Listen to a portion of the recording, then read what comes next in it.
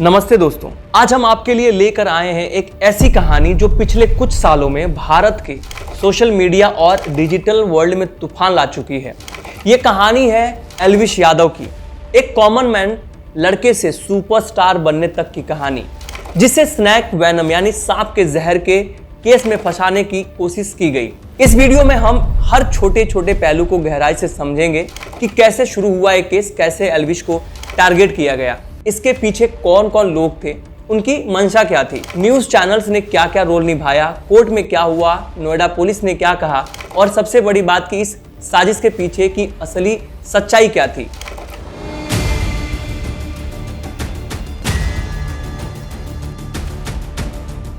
एल्विश यादव, जिनका असली नाम सिद्धार्थ यादव है, हरियाणा के वजीराबाद गांव में 14 सितंबर 1997 को पैदा हुए थे।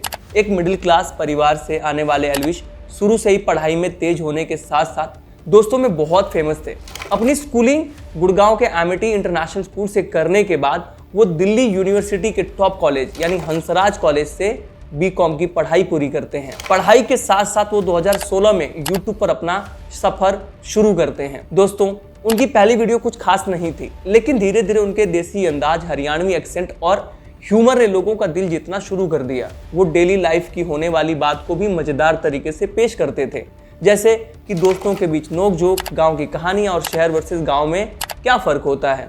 उनकी वीडियो में वो रियलिटी और अपनापन था जो यंगस्टर्स से सीधे कनेक्ट करती थी। 2020 तक एल्विश की फैन फॉलोइंग लाखों में पहुंच गई थी। उनकी एल्विश आर्मी नाम की फैन बेस इतना ताकतवर हो गई कि उनके एक कॉल पर लोग कुछ भी करने को तैयार थे। फिर आता है 2023, जब एल्विश की बिग बॉस OTT 2 में वाइल्ड कार्ड एंट्री होती है। दोस्तों, वो न सिर्फ शो में टिके बल्कि सारे लोगों को हराकर ट्रॉफी जीतकर बाहर आए। उनका सच्चा और देसी अंदाज लोगों को बहुत पसंद आया। एल्विश पूरे शो में अभिषेक मलान और फुकरा इंसान को सपोर्ट करते रहे, पर फुकरा इंसान एल्विश की घर में बढ़ती पॉपुलैरिटी से जलने लगा था और उसका मानना था कि वो ही शो जीतेगा। पर लोगों को फुकरा इंसान का रवैया पसंद नहीं आता है और वो एल्विश की भाईचारे पर फिदा हो जाते हैं। फिर जैसे कि हिस्ट्री है, बिग बॉस में सब रिकॉर्ड ब्रेकिंग था।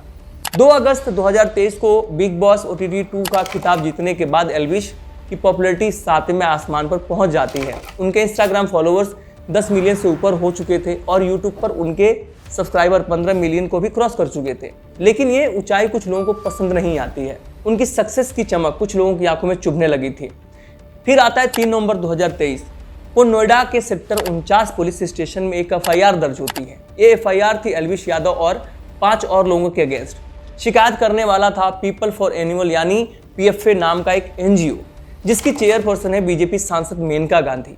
आरोप था कि एल्विश और उनके साथी नोएडा में रेव पार्टी का आयोजन करते थे, जहां सांपों के जहर यानी स्नेक वेनम का इस्तेमाल होता था, उसकी सप्लाई होती थी।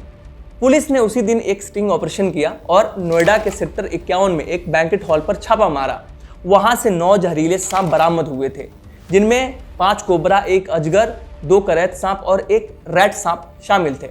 इसके अलावा 20 मिलीलीटर स्नेक वेनम भी बरामद होता है।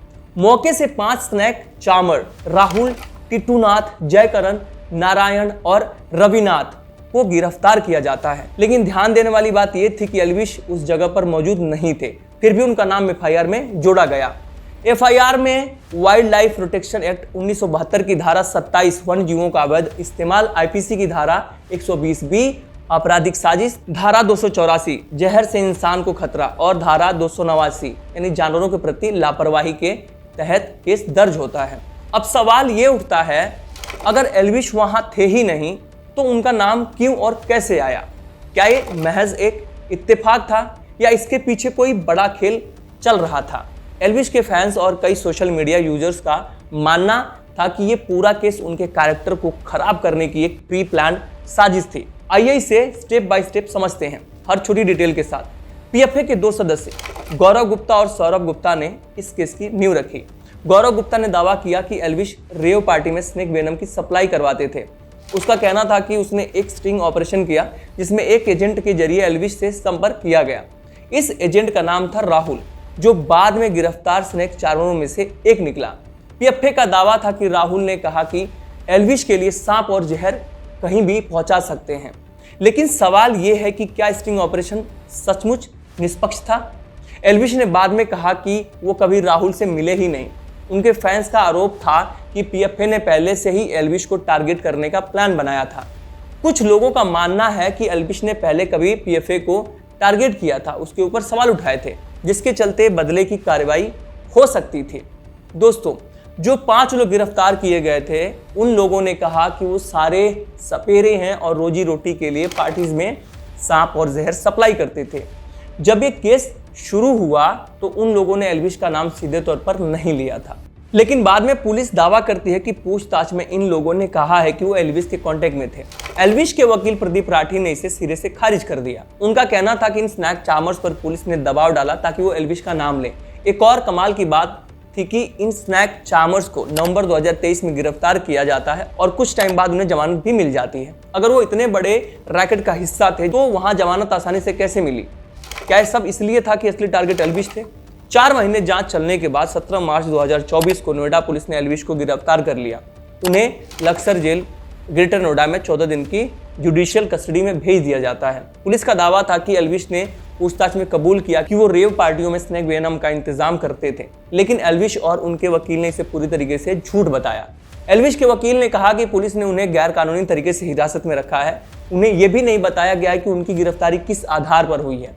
एल्विश ने एक इंटरव्यू में कहा कि मुझ पर दबाव डाला गया कि मैं कुछ ऐसा कबूल करूं जो मैंने किया ही नहीं। उनके फैंस का कहना है कि पुलिस पर ऊपर से दबाव था ताकि एल्विश को फंसाया जा सके।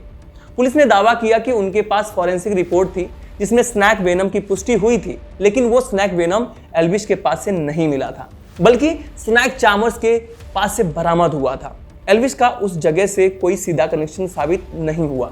फिर भी उनके खिलाफ एनडीपीएस एक्ट यानी narcotic drugs and psychotropic substance act की धारा 29 जोड़ी गई, जो ड्रग्स से जुड़ी साजिश के लिए होती है। इस धारा में जमानत मिलना बेहद मुश्किल होता है, लेकिन सवाल यह है बिना ठोस सबूत के ये धारा कैसे जोड़ी गई? एल्विश को फंसाने के पीछे कई नाम सामने आए। हर एक के पीछे की मंशा को समझना जरूरी है। पीएफए इस केस की शुरुआत थी। मेनका गांधी जो बीजेपी की सांसद है और पीएफए की चेयरपर्सन है, उन्होंने खुले तौर पर एल्विश की गिरफ्तारी की मांग की। उन्होंने कहा कि एल्विश स्नैक वेनम बेचने का धंधा करता है, लेकिन उनके पास इसके लिए कोई ठोस सबूत नहीं था। एल्विश के फैंस का कहना है कि मेनका और पीएफए को एल्विश की बढ़ती पॉपुलैरिटी से दिक्कत थी। वो एक ऐसा चेहरा बन चुके थे जो यंगस्टर्स को इन्फ्लुएंस कर सकते थे और शायद कुछ पॉलिटिकल ग्रुप्स इसे खतरे की तरह देख रहे थे। सौरभ और गौरव गुप्ता ये दोनों भाई पीएफए के एक्टिविस्ट थे जिन्होंने स्टिंग ऑपरेशन किया और कंप्लेंट दर्ज की। बाद में जनवरी 2025 में सौरभ ने एक और एफआईआर दर्ज की जिसमें कहा गया कि एल्विश ने उन्हें धमकी दी। सौरभ का दावा था कि एल्विश ने कहा, अगर तूने मेरे खिलाफ सबूत दिए तो मैं तुझे फंसा दूंगा, लेकिन इस धमकी का कोई ऑडियो और वीडियो सबूत नहीं उन्होंने पेश किया। एल्विश ने इसे झूठा बताया और कहा कि ये उनकी छवि को खराब करने की कोशिश है। दोस्तों, एल्विश की कई यूट्यूबर्स और सेलिब्रिटीज से दुश्मनी रही। कुछ लोगों का मानना है कि इनमें से किसी ने इस साजिश में पर्दे के पीछे से हाथ डाला हो सकता है ताकि एल्विश की पॉपुलैरिटी को खत्म किया जा सके। नोएडा पुलिस के स्टेटमेंट्स में भी कॉन्ट्राडिक्शन था। शुरू में कहा कि एल्विश मौके पर नहीं थे, फिर दावा किया कि वो मास्टरमाइंड थे। एक सब इंस्पेक्टर जो इस केस की जांच कर रहे थे को अचानक ट्रांसफर कर दिया जाता है। इससे एल्विश के सपोर्टर्स में मैसेज गया कि पुलिस पर ऊपर से दबाव था। सवाल यह है कि यह दबाव किसका था? क्या कोई पॉलिटिकल ताकत एल्विश को नीचे लाना चाहती थी? एल्विश की फैन फॉलोइंग इतनी बड़ी थी कि वो एक ब्रांड बन चुके थे। एक बार जयपुर के मीटअप में 10 लाख के करीब लोगों की भीड़ आ गई थी। एल्विश बिग बॉस में थे तो उनके दोस्तों ने उनके सपोर्ट में दिल्ली के रोहिणी सेक्टर 10 में बने एडवेंचर आइसलैंड में मीटअप किया, जहां 3 लाख से ज्यादा लोग इकट्ठे हो गए, जो पुलिस के लिए कंट्रोल करना मुश्किल था, जिससे पुलिस ने मीटअप कैंसिल कर दिया। एल्विश की इंस्टा लाइव में करीब 6 लाख लोग एक साथ जुड़े, जो इंडिया का रिकॉर्ड है। उनकी ऐसी बढ़ती पॉपुलैरिटी से बहुतों को दिक्कत हो रही थी, जैसे कि कॉम्पिटिटर यूट्यूब कंटेंट क्रिएटर्स जो उनकी सक्सेस से जलते थे। फुकरा इंसान ध्रुव राठी और मैक्सन जैसे नामों के साथ उनकी राइवलरी जग जाहिर थी। पॉलिटिकल ग्रुप्स, एक लड़का जो बिना किसी बैकिंग के इतना पावरफुल हो जाए वो सिस्टम के लिए खतरा बन सकता था। मीडिया हाउसेस, एल्विश का इन्फ्लुएंस उनकी टीआरपी को चुनौती दे रहा था। वो खुद एक वन मैन मीडिया बन चुके थे। एल्विश ने एक पॉडकास्ट में कहा था कि बड़ी खबरों को दबाने के लिए एल्विश यादव के सांप वाली न्यूज़ को चलाने के लिए न्यूज़ चैनल्स को कहा जाता था। दोस्तों, इस केस के बाद न्यूज़ चैनल्स ने एल्विश को विलेन बनाने में कोई कसर नहीं छोड़ी। सनसनीखेज हेडलाइंस कैसे इसको पेश किया जाता था। एल्विश का स्नेक वेनम कांड, बिग बॉस विनर की काली सच्चाई जैसी हेडलाइंस हर चैनल पर चल रही थी उस टाइम, आप भी जानते होंगे। गलत तथ्य, कई चैनलों ने कहा कि एल्विश मौके पर थे, जबकि पुलिस ने खुद माना कि वो वहां नहीं थे। नैतिकता का ढोंग, उन्हें एक भटके हुए युवा के तौर पर दिखाया गया ताकि उनकी इमेज को खराब किया जा सके, बर्बाद किया जा सके। एल्विश ने एक इंटरव्यू में कहा, मीडिया ने मुझे बिना सबूत के विलेन बना दिया। ये सब टीआरपी की भूख थी। उनके फैंस ने भी सोशल मीडिया पर #justice for Elvish Yadav trend चलाया, जिसमें न्यूज चैनल की पोल खोल दी। कोर्ट में क्या क्या हुआ, हर सुनवाई की डिटेल। 17 मार्च 2024 को गिरफ्तारी के बाद एल्विश को 22 मार्च को गौतम बुद्ध नगर जिला कोर्ट से जमानत मिल जाती है। कोर्ट ने कहा कि उनके खिलाफ कोई ठोस सबूत नहीं था। जज ने पुलिस से सवाल किया कि अगर एल्विश मौके पर नहीं थे तो उन्हें कैसे मास्टरमाइंड माना गया। 6 अप्रैल 2024 को नोएडा पुलिस ने 1200 पेजेस की चार्जशीट दाखिल की। इसमें स्नैक ट्रैफिकिंग और रेव पार्टीज के आरोप थे। चार्जशीट में कहा गया कि एल्विश स्नैक चार्मर्स के संपर्क में थे, लेकिन कोई कॉल रिकॉर्ड नहीं था या चैट नहीं थी। इसका जो सबूत वो पेश कर सकते थे। फॉरेंसिक रिपोर्ट में काले सांप का जहर मिला, लेकिन वो एल्विश से नहीं बल्कि स्नैक चार्मर्स से बरामद हुआ था। फिर मई 2024 में एनफोर्समेंट डायरेक्टर यानी ईडी ने मनी लॉन्ड्रिंग केस में एल्विश को समन किया। 23 जुलाई 2024 को उनसे पूछताछ होती है। फिर 13 जनवरी 2025 को सौरभ गुप्ता ने गाजियाबाद कोर्ट के आदेश पर एल्विश के खिलाफ एक और एफआईआर दर्ज कराई।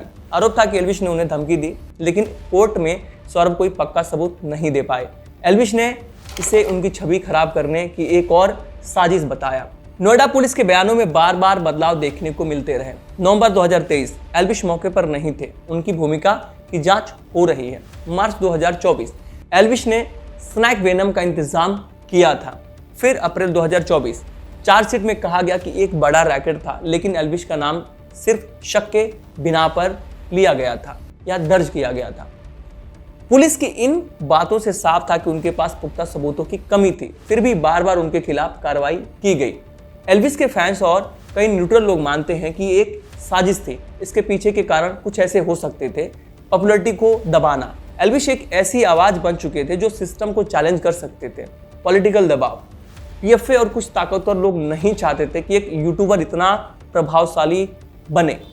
बदनामी का खेल, उनकी क्रेडिबिलिटी को खत्म करने की सोची समझी साजिश की गई थी।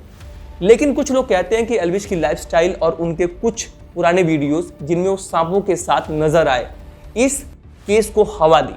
हालांकि वो वीडियो म्यूजिक शूट के लिए थे, न कि किसी गलत काम के लिए। एल्विश को ही क्यों निशाना बनाया गया था? क्योंकि ये सारी वीडियोस पहले से ही ऑलरेडी यूट्यूब पे अवेलेबल थी।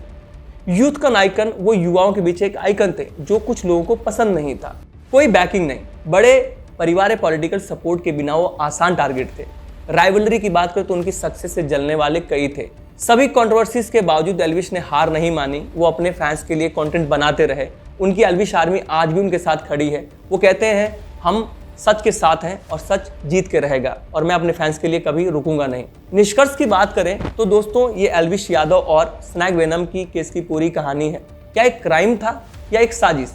सच अभी भी पूरी तरीके से सामने नहीं आया है, लेकिन एक बात साफ है, एल्विश की पॉपुलैरिटी और उनका जज्बा कोई तोड़ नहीं सका। आप इस बारे में क्या सोचते हैं, कमेंट करके बताएं और इस वीडियो को लाइक, शेयर और सब्सक्राइब करें। जय राघव, जय माधव।